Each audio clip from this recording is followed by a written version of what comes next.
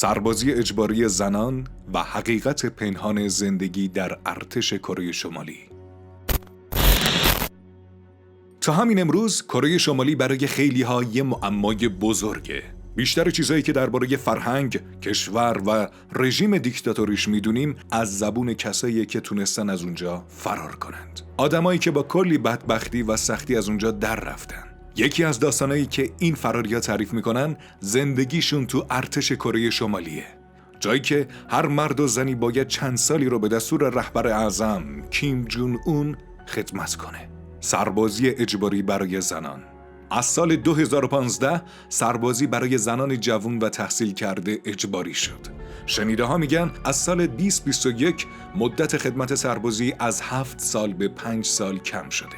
یه منبع ناشناس از کره شمالی گفته که حدود 40% زنای 18 تا 25 ساله توی ارتشن. دلیل این تغییر ظاهراً به مرگ و میر بالای بچه‌ها و نرخ پایین زاد و ولد تو کشور برمیگرده که ریشش به قحطی وحشتناک سالهای 1994 تا 1998 وصل میشه. این قحطی باعث شد تعداد سربازای آماده کم بشه. واسه همین رژیم تصمیم گرفت زنها رو هم به زور وارد ارتش کنه تا این کمبود رو جبران کنه. وقتی یه زن برای سربازی انتخاب میشه، مثل هر ارتش دیگه‌ای باید یه سری آزمایش‌های بدنی و پزشکی رو پشت سر بگذاره. یکی از اولویت‌های اصلی چک کردن بیماری‌های واگیردار مثل سل یا هپاتیته.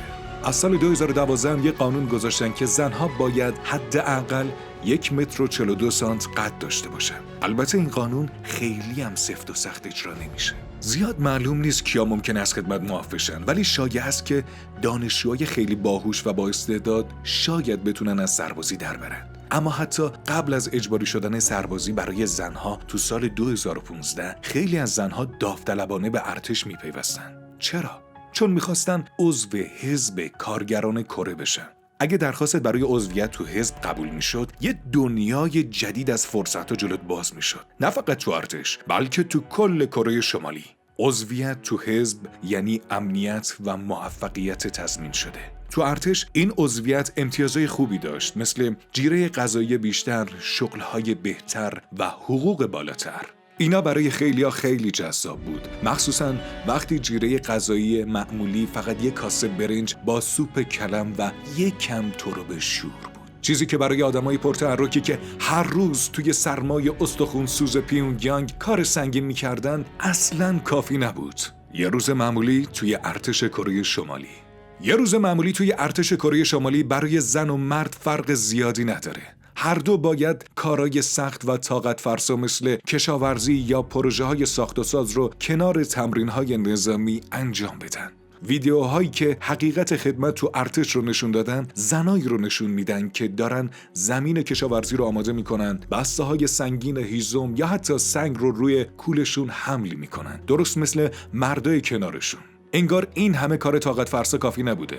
زنها یه سری وظایف اضافه هم دارن که مردا مجبور به انجامش نیستن.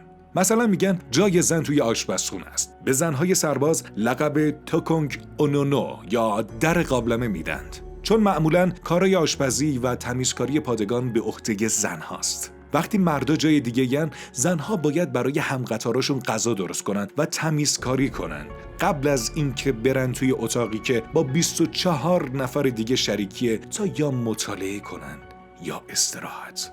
شرایط زندگی در پادگان ها. هر سرباز یه تخت و یه کشوی کوچیک داره. روش باید 2 تا عکس باشه، کیم ایل سونگ و کیم جون ایل. البته شاید حالا عکس کیم جون اون هم اضافه شده باشه. این فضای تنگ و شلوغ اصلاً برای بهداشت خوب نیست. تشک‌ها از گونی برنج درست شدن و عرق بدن توشون نفوذ میکنه.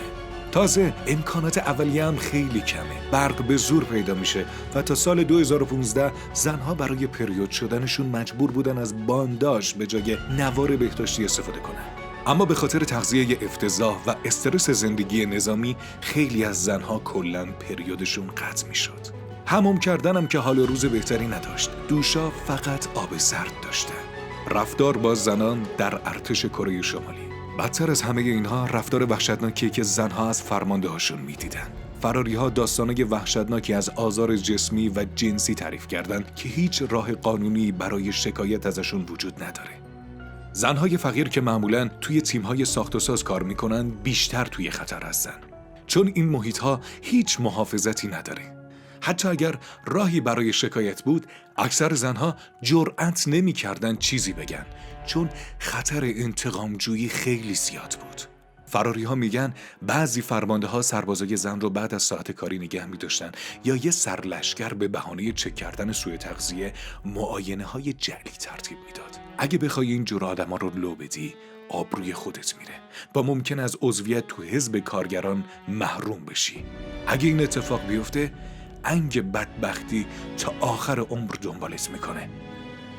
زنانی که به خاطر این آزارها سکوت میکنن مجبورن خشونت‌های وحشتناکی رو تحمل کنن بدون اینکه بتونن جلوش رو بگیرن.